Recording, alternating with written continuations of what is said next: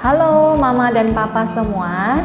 Nah, kali ini saya Fitri selaku psikolog dari Rumah Kumbang akan memberikan pengantar sedikit ya tentang program simulasi belajar di rumah gitu.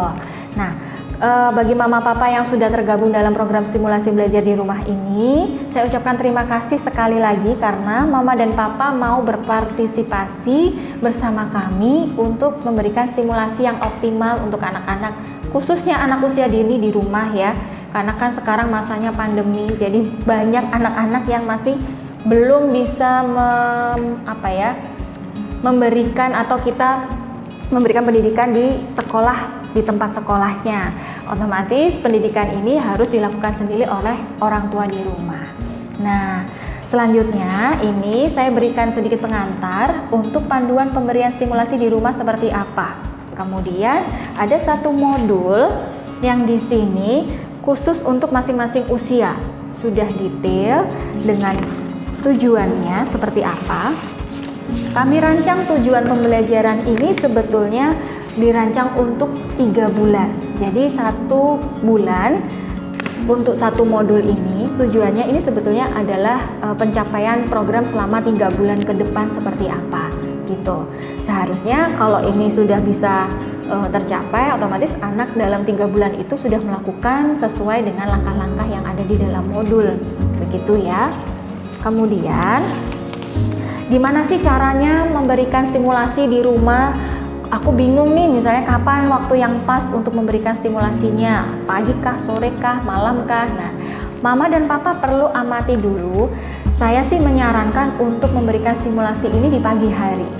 Karena apa? Karena pagi hari anak kan fresh ya, sudah makan, sudah minum, kemudian sudah mandi, kemudian mungkin sudah on gitu untuk waktunya dia bermain. Nah, pastikan juga jamnya itu konsisten atau waktunya misalnya pagi terus gitu. Dan siapkan juga area atau kita siapkan juga lingkungan belajar atau bermainnya khusus di sudut tertentu. Kalau misalnya belajarnya atau bermainnya itu berpindah-pindah, anak juga akan memunculkan perilaku yang nggak konsisten. Artinya dia tidak disiapkan di ruangan tertentu untuk dia bisa fokus. Pilihlah misalnya di sudut ruang tengah misalnya ya, tidak terganggu dengan apapun, televisi misalnya, gadget, itu juga sebisa mungkin dihindarkan dulu dari aktivitas bermainnya anak-anak. Atau banyak orang yang lalu lalang di anggota keluarga karena tinggalnya beramai-ramai, perlu dikondisikan supaya cukup hening dulu untuk sementara waktu, seperti itu ya. Kemudian ada juga yang menata, misalnya ada semacam rak bermain yang mungkin di situ disusun 3 atau sampai 5 mainan yang bisa dia mainkan pada 1 minggu itu. Itu artinya dia bisa mengambil dan meletakkan kembali mainannya seperti apa. Nah, berikutnya perbanyak observasi dan memberikan tanggapan secara positif. Tentu ya, karena setiap aktivitas yang ada di dalam modul ini belum tentu anak-anak itu bisa langsung lancar mengikuti instruksinya.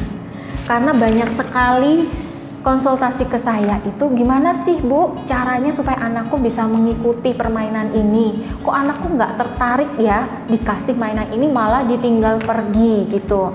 Jangan menyerah dan jangan putus asa dulu dengan ekspektasi kita. Kita sesuaikan dengan profil anak kita masing-masing. Kalau anak kita belum siap, kita perlu amati apa yang bikin dia nggak siap gitu. Kalau dia nggak siap karena lapar, nggak siap karena ngantuk atau sakit atau lingkungan nggak kondusif, ya tentu itu yang jadi perubahan nantinya. Kita harus siapkan dulu, begitu ya. Tanggapan positif itu yang penting. Ketika sudah diberikan mainan, jangan dikomentarin dulu kalau dia ngelakuin kesalahan. Dek, jangan begitu, taruhnya begini. Misalnya kan kita sendiri juga kadang nggak tahan ya untuk mengeluarkan komentar-komentar. Itu tahanlah dulu sementara waktu, biarkan dia trial and error dulu. Dan konsekuensi atas perilakunya apa, itu yang kita amati. Dan anak-anak akan belajar sendiri dari perilakunya sendiri, gitu ya. Kalau sudah selesai, kita kasih penghargaan kalau dia sudah menyelesaikan permainan itu dengan baik gitu. Kemudian berilah instruksi yang sederhana, bertahap, dan disesuaikan dengan rentang atensi anak. Kalau misalnya atensinya pendek-pendek, jangan kasih instruksi yang panjang-panjang. Anak cilukba misalnya usia 6-12 bulan dikasih instruksi seperti anak-anak dolip yang usia 4-6 tahun. Tentu belum masuk di kapasitas berpikir anak. Jadi kasih instruksi yang pendek, misal satu kata, masukkan misalnya, tuang, tuh lipat, misalnya seperti itu. Jadi bertahap saja. Tidak perlu terburu-buru untuk memberikan instruksi sampai target pembelajarannya nyampai gitu ya. Rentang atensi, misalnya anakku cuma bertahan 1 menit aja atau nggak sampai 1 menit 30 detik, nggak masalah kalau itu kemampuan dasarnya masih 30 detik. Kita coba lagi di lain waktu, tentu akan lebih panjang, misalnya 1 menit loh. Itu sudah pencapaian yang luar biasa untuk anak-anak ya. Jadi ekspektasi kita yang perlu kita sesuaikan dengan kemampuan dasarnya anak seperti apa. Besoknya dia bisa naik misalnya 30 detik lagi, jadinya 1 menit deh gitu. Kasih materi-materi media-media yang lebih menarik supaya rentangnya lebih panjang. Itu strateginya ya. Kemudian, nah ini tadi yang saya jelaskan yang terakhir, sesuaikan ekspektasi pada kemampuan dasar anak yang bisa dia lakukan dan target belajar dipecah menjadi lebih sederhana gitu. Jadi ini tips-tips yang harus orang tua perhatikan selama mendampingi anak. Sebisa mungkin tidak memberikan komentar-komentar negatif atau ekspektasi kita yang terlalu tinggi, akhirnya kita sendiri emosi, target belajarnya nggak nyampe, seperti itu. Oke, nah apapun nanti yang orang tua punya pertanyaan, tanggapan, dicatat dulu di lembar observasi yang sudah ada di dalam modul. Nah, di lembar terakhir, ini nanti kami berikan soft file. Ini contoh hard copy-nya ya. Ada nama anaknya siapa, kemudian usia dan jenis kelamin. Mungkin di sini nanti ada nomornya dan tanggal pemberian aktivitasnya tanggal berapa, aktivitasnya apa namanya, dan amatannya apa selama anak-anak bermain. Lalu tahap pengulangan, diulang nggak permainan itu karena sebelumnya dia melakukan kontrol kesalahannya kurang misalnya, dan hasilnya seperti apa.